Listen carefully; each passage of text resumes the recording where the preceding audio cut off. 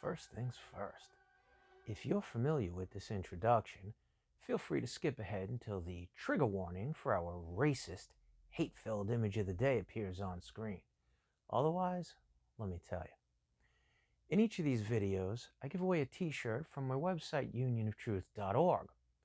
That t-shirt goes to whichever comment scores the highest on my double-secret proprietary rating scale. And they get to pick whichever design they want from the website. Mind you, I give away a t-shirt if the video gets at least 5,000 views and 50 unique comments by the time I start making my next video. I intend to make these videos 5 days a week, Monday through Friday. Official rules are posted just below the like and subscribe buttons. Now, unless you are already fully aware of the following 9 facts, or you have a completely open mind and seek to expand your worldview, these videos might not be for you. Fact number 1. All of our society's root-level structural institutions are controlled by psychopathic parasites who intend to utterly subjugate us. And that's putting it mildly. Fact number 2. No one is coming to save us from them. If we don't take matters into our own hands, we will be utterly subjugated. Fact number 3. We are quickly running out of time to prevent such an outcome. Fact number 4. In order to prevent our subjugation, we need a viable plan of action. Fact number 5. There is no quick fix. A viable plan will need to be very detailed and will require that people must go outside of their comfort zone in order to comprehend it. Fact number 6. As an aspect of its viability, the plan must not require that everyone fully comprehends it in order to follow it. Fact number 7. Since the plan must not require that everyone fully comprehends it in order to follow it, leaders will be needed to properly inform and correctly guide fellow citizens who won't put forth the effort to fully comprehend the plan. Fact number 8. Leaders will need to fully comprehend the plan. Fact number 9. Exemplary leaders are committed to empowering those whom they lead. Exemplary leaders lead by example. And for those of you who are still with me, here's a 10th fact. This book contains a viable plan.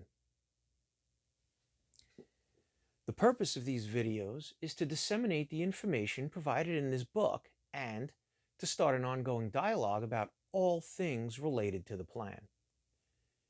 You can download a free copy of this book in PDF format from UnionOfTruth.org without signing up for anything or filling anything out. As a matter of fact, I'm hoping you'll take me up on my simple 10-page challenge. It works like this. Read the first 10 pages of the book and fully investigate all of the links that are offered in order to discover the following. 1. Am I functioning from a valid conceptual foundation? 2. Have I done enough legitimate research to qualify as someone whose opinion is worthy of consideration? 3. Does the book actually provide a viable and fully detailed plan to thwart the science of fiction? Quite simple, and certainly not too much to ask of any red-blooded American patriot. One more thing. Those of you who are wondering, who is this guy? Should be sure to check out my video entitled, Who is this guy?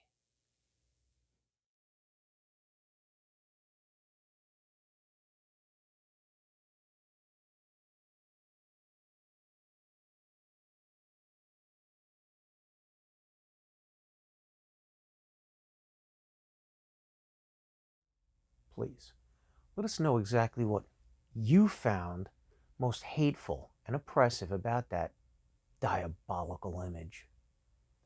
Your feedback is vital to our ongoing mission of greater understanding. All right, it's time to delve into the book.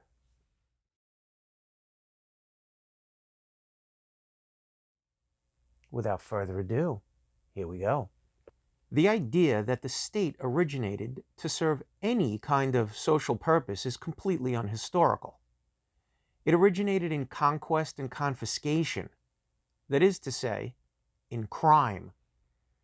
It originated for the purpose of maintaining the division of society into an owning and exploiting class and a propertyless dependent class, that is, for a criminal purpose. No state known to history originated in any other manner or for any other purpose. Like all predatory or parasitic institutions, its first instinct is that of self-preservation. All its enterprises are directed first towards preserving its own life, and second, towards increasing its own power and enlarging the scope of its own activity. For the sake of this, it will, and regularly does, commit any crime which circumstances make expedient. Albert J. Nock, The Criminality of the State, 1939. Prologue 2. The men of the highest circles are not representative men. Then, high position is not a result of moral virtue. Their fabulous success is not firmly connected with meritorious ability. Those who sit in the seats of the high and mighty are selected and formed by means of power. The sources of wealth, the mechanics of celebrity, which prevail in their society. They are not men selected and formed by a civil service that is linked with the world of knowledge and sensibility. They are not men shaped by nationally responsible parties that debate openly and clearly the issues this nation now so unintelligently confronts. They are not men held in responsible check by a plurality of voluntary associations which connect debating publics with the pinnacles of decision. Commanders of power unequaled in human history, they have succeeded within the American system of organized irresponsibility. C. Wright Mills, The Power Elite, 1956. Prologue 3. Despair is what happens when the wrong answers are questioned incorrectly. Anxiety is what happens when they aren't questioned at all. A great man does not despair at having to eat excrement. He uses it to fertilize his mind. True success is achieved when we stop asking permission to become what we yearn to be. The correct question is the answer. Raphael Seidelman, Intrinsic Limitations to the Retention of Power, 2005. Page 1. Welcome, friend. You do know that history, philosophy, science, and religion all make startlingly clear the fact that truth is quite often counterintuitive, don't you? Of course you do. So, what if someone were to prove through documented fact and simple logic that things of real importance are not at all what they are being presented as by the established shapers of public opinion? The innate power of reason would quickly and easily enable everyone to incorporate such information into their worldview, right? Not quite. This book is going to prove with documented facts and logic that 1. In America, documented fact and logical thought routinely take a back seat to that which promises at least some manner of instant gratification. 2. Such folly continues to occur even when there is considerable incentive to act in accordance with fact and logic. This book will also prove that, under such circumstances, it is completely outside the bounds of reason to refer to America as the land of the free and the home of the brave. You are familiar with Plato's allegory of the cave, aren't you? Well, in a nutshell, Plato has Socrates explaining the following to Plato's older brother, Glaucon. Imagine a group of people that have, since infancy, been shackled side by side within a cave. Imagine them shackled in a manner that keeps them from seeing anything but the back wall and each other. Surely those people would base much of their worldview on the following erroneous beliefs. 1.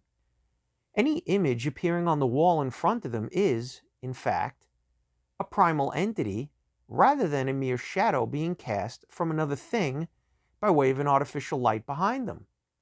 2.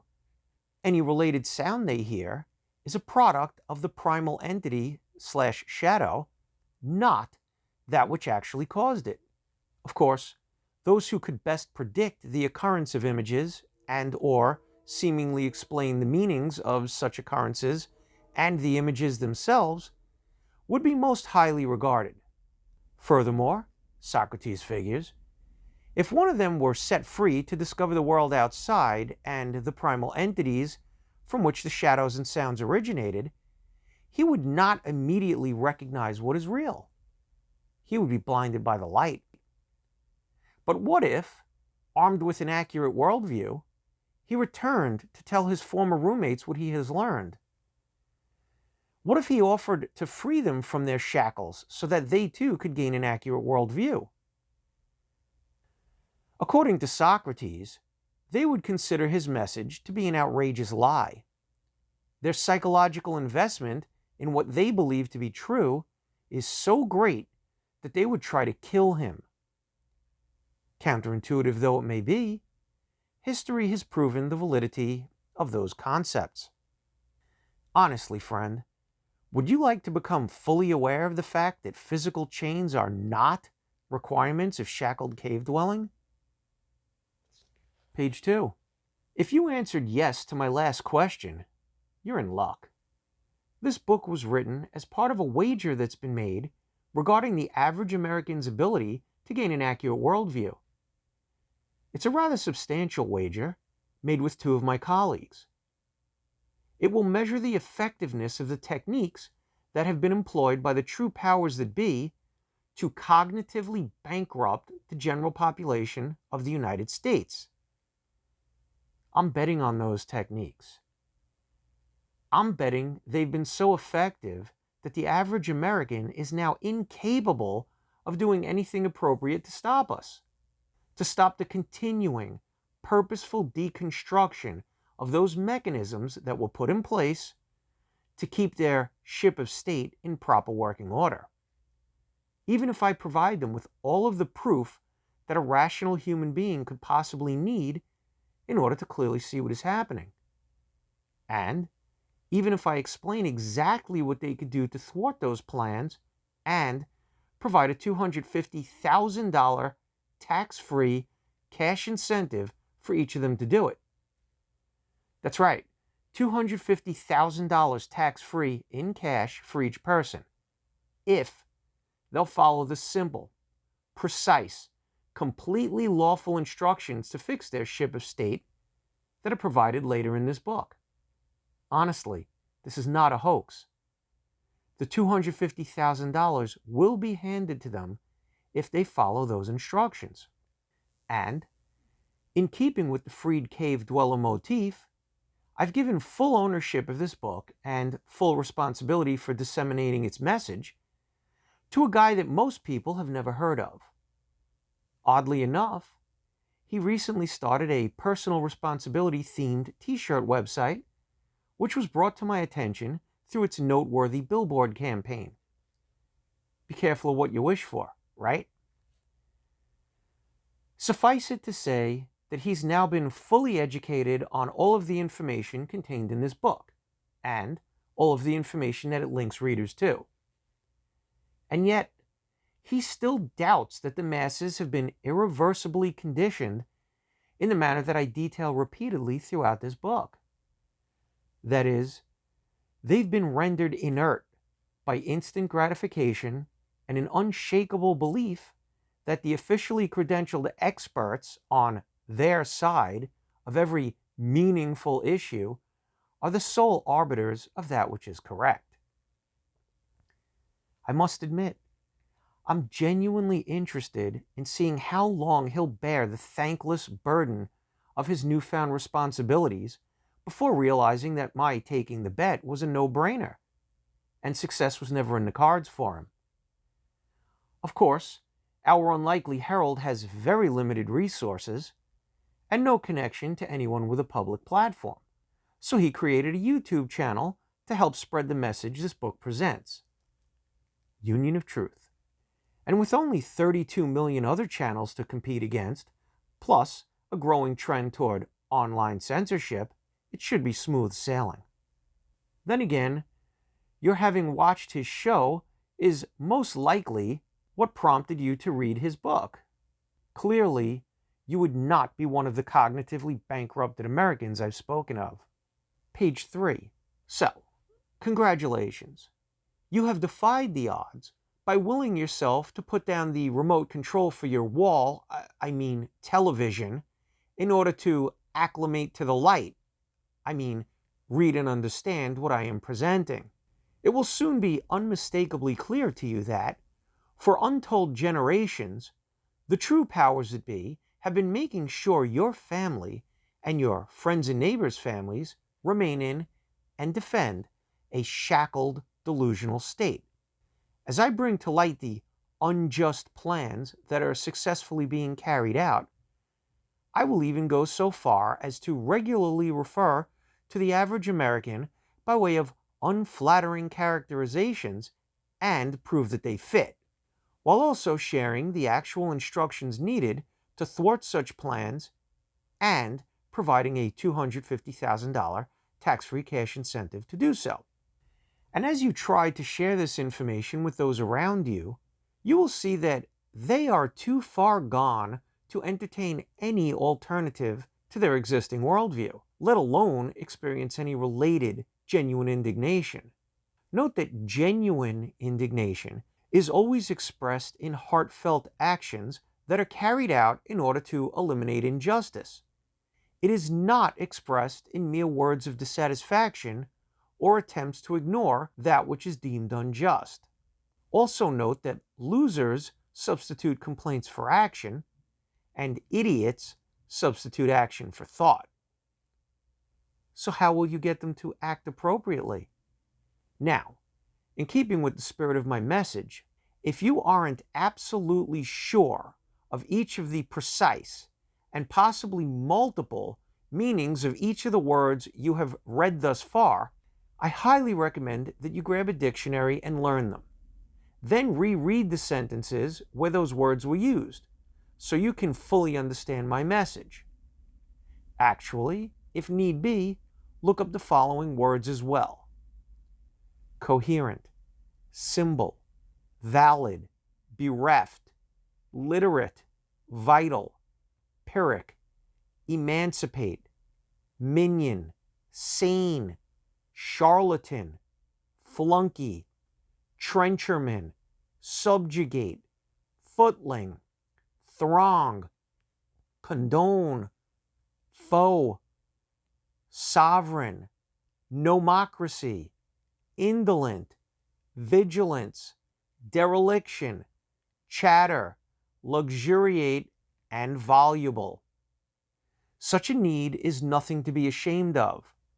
Truth be told, if one cannot accurately and coherently explain the concepts that are merely being symbolized by a particular word, one does not actually know its meaning, which means that one's ability to effectively utilize ideas for their own benefit is limited. Yet the fact remains that valid ideas and the actions they bring forth are the only valid currency on this planet. And to everyone who is capable of understanding the concepts it presents, this book will prove that fact beyond any logical doubt. Relax. At no point does this book try to specifically appeal to any of the supposed intellectuals or other high-minded people in your midst. Their proven inability to fix any of the problems that it addresses clearly shows them to be as conceptually bereft as the other lost souls that populate your nation. Page 4. With the additional aid of a dictionary and constant, careful consideration, even the barely literate among you can understand my message, which is to say that if what I have been sharing with you regarding America's planned cognitive bankruptcy is not correct, there can be no valid excuse for the majority of citizens to not immediately begin acting appropriately. Heck, there's even a $250,000 tax-free cash incentive for the otherwise disinterested to do so. But still, as you try to share this information with them, many of your fellow citizens will mock you. Others will say that the book is too long and asks too much of them, since it's not merely presenting Barney and Friends level concepts in the brief fashion we've gotten them accustomed to. Putting forth the effort required to understand accurate, in-depth explanations of the techniques they're being manipulated by is outside of their pay grade. Moving their mouse to click on a link that provides information vital to their well-being will be seen as a Pyrrhic endeavor. And yet, the further you delve into this book, the more you will understand this to be true. Your inability to get those who you are in contact with to take proper actions regarding my message will result in your suffering. You will suffer in a manner similar to, but worse than, that which befalls those who try to disregard increasingly forceful knocks on the door from IRS agents whose paperwork says their employer is owed more than what has been submitted. You see, our plans have progressed to the point that, unlike the enlightened former captive in Plato's allegory, to be free, you must also emancipate the shackled and delusional among you. The time for living vicariously through the exploits of heroic figures has long since passed. Now, just so you don't find the factual information I'm sharing with you too distasteful to be digested, click on the following link. Enjoy George Carlin's presentation of ideas that date back to the origins of informed socio-political commentary. Over 4 million people have already enjoyed it. After clicking on the above link and watching the 3-minute and 15-second video it took you to, surely there's no question in your mind that George put forth the effort required to access what's beneath the thin, glossy surface that is all we present to you. And yet, hardly any of the people who watch, read, or listen to him behave in a manner that's consistent with his sincere message. The vast majority act as though simply agreeing with and laughing at his message is action taken against the purposeful corruption of their lives. And they continue to fill their free time with seemingly benign diversions that they cannot actually afford to be engaged in. So, as per the terms of my bet, I'm going to prove beyond a reasonable doubt that the following statement is correct.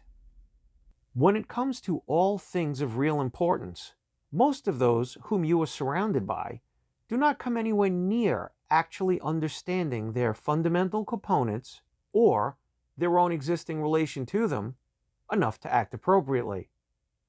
How could they? Those hypnotized minions do not engage in any real search for meaning.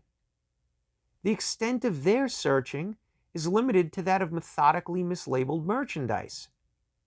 Consider the meaning of the word sane, of sound mind, having sound judgment, reasonable, rational, manifesting or based upon reason, logical. Rational equals having or exercising the ability to reason. Reason equals to determine or conclude by logical thinking. Logic equals Reasoning conducted or assessed according to strict principles of validity. Validity equals the quality of being logically or factually sound, soundness or cogency. After having carefully considered the above information, one who actually is sane must understand the disturbing, yet rationally undeniable significance of what I have merely begun to share. You see, in actuality, there are, and always have been, only three types of people on earth. 1. The very few who are worthy of power and who take it. Quote, hence the term for property, mancipia, manucapta, things taken by the hand of power. Unquote. Quoted from page 3 of the book, A Manual of Civil Law, 2nd edition, by Patrick Cumin, barrister at law, published in London, 1865. 2. The very few who are aware of the dangers of power being misapplied and who painstakingly strive to foster and live in a just society. Care for a sip of the hemlock? 3. The 99.999% of the species who only resemble the other two types in a basic physical sense. The improperly educated masses who cannot act systematically without being given directions from their superiors, i.e., all of those who will mock you for having put forth the effort to read and understand this book, and for taking the actions it prescribes. There is no humor intended in the number printed above. It is a literal figure. If anyone with even a somewhat accurate worldview were to do the math and then visualize the masses of incompetent, disinterested fools and other assorted charlatans they are surrounded by, that fact would be startlingly clear. And if that same person were to read and reread this book until they actually understood everything I am disclosing to you, they would also find the following facts to be startlingly clear as well. We are in the late stages of a campaign to finally eliminate that second type of person from existence on this planet. It is being aided, often unwittingly, by the following people who all fall into the category of the third type of person listed above. A. Your favorite mainstream media sponsored flunkies. B. The majority of your elected and appointed civil administrators. C. Many highly credentialed experts. D. The masses of trenchermen surrounding you. And it has been so successful that to an alien anthropologist devoid of the details involved, the results would be absolutely baffling. You have the respect of the author because you're taking the time to figure out how we can fix this, and then you're going to take the proper actions. That's it. Let's meet back here tomorrow, and we'll continue forward. Oh, one other thing. If I'm not going at a fast enough pace for you in these videos, please download the book in the PDF format from UnionOfTruth.org or buy it in hard copy. Get to it and give me your feedback on it. Ask questions, etc. That's great. Till tomorrow, take good care of yourself, and remember, objectivity, logic, fidelity, because absurdity knows no bounds.